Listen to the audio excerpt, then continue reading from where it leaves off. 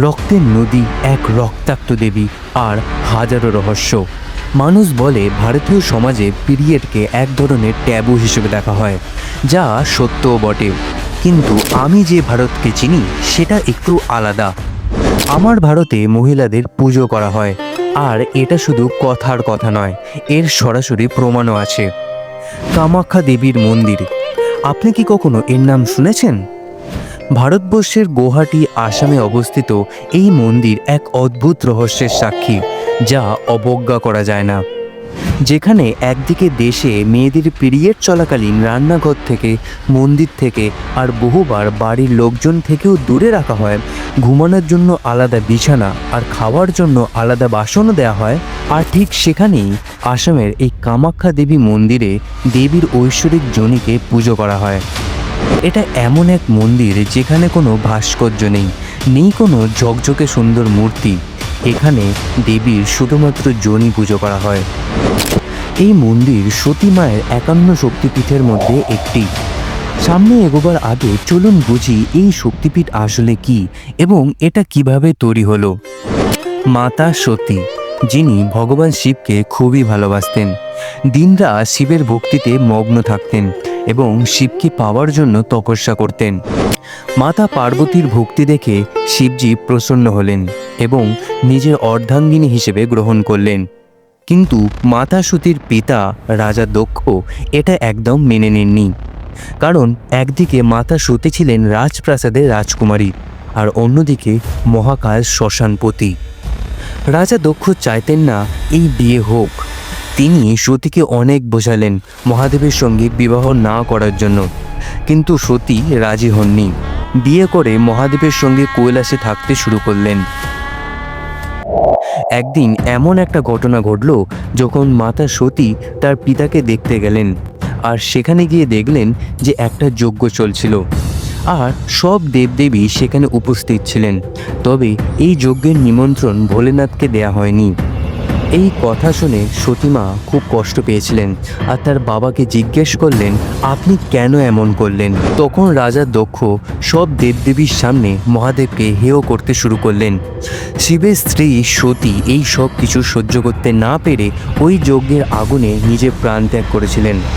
যখন এটা মহাদেব জানতে পারলেন, তিনি প্রচণ্ড রেগে গেলেন। তিনি মাতা সতীকে কোলে তুলে নিয়ে ব্রহ্মাণ্ডের চারিদিকে ঘুরতে শুরু করলেন। এতটা বিধ্বংস তো নিশ্চিতই ছিল, সব কিছু এক এক করে ধ্বংস হয়ে যেতে লাগলো। এই ধ্বংস রোধ করার জন্য ভগবান বিষ্ণুকে তার সুদর্শন চক্র চালাতে হলো।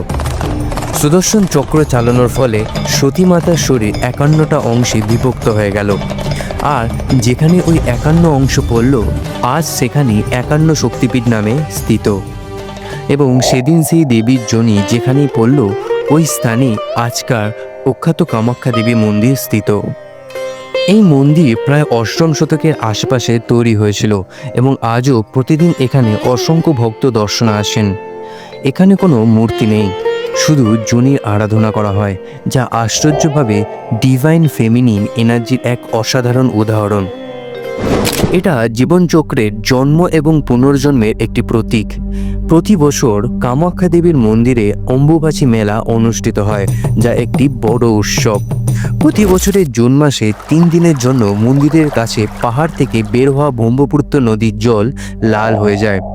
কেউ বলে নদীর জল লাল হওয়ার কারণ হলো ওই এলাকার মাটিতে আয়রনের পরিমাণ বেশি থাকা এবং বর্ষাকালে সেডিমেন্টেশন প্রক্রিয়া ও একটি ভিন্ন ধরনের শৈবালের উপস্থিতিতে লাল হয়ে যায়। কিন্তু প্রশ্ন হলো, বছর জুড়ে কেবলমাত্র 3 দিনই আয়রনের পরিমাণ বেশি হয়? এটা এখনো নিশ্চিত নয়।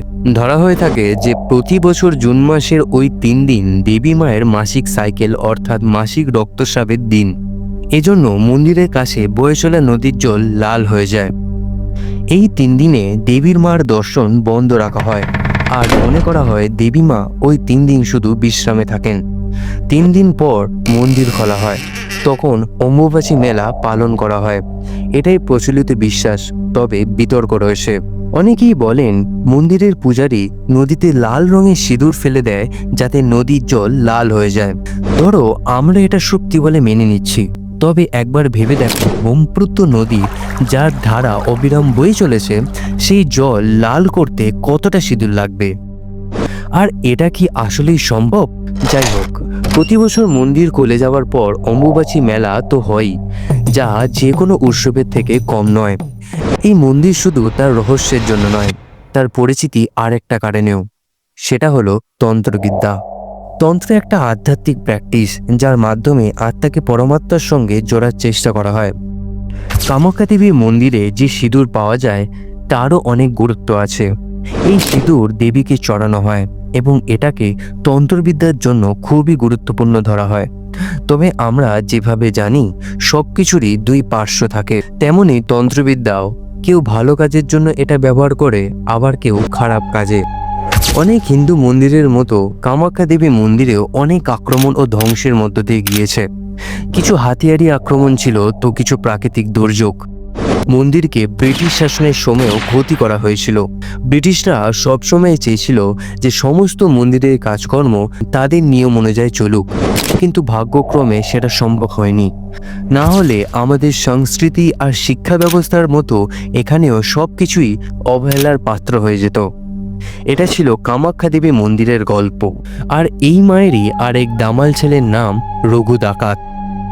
যদি আপনি রঘু ডাকাতের সম্পর্কে জানতে চান, তাহলে ডান দিকে ভিডিওটি অবশ্যই দেখবেন।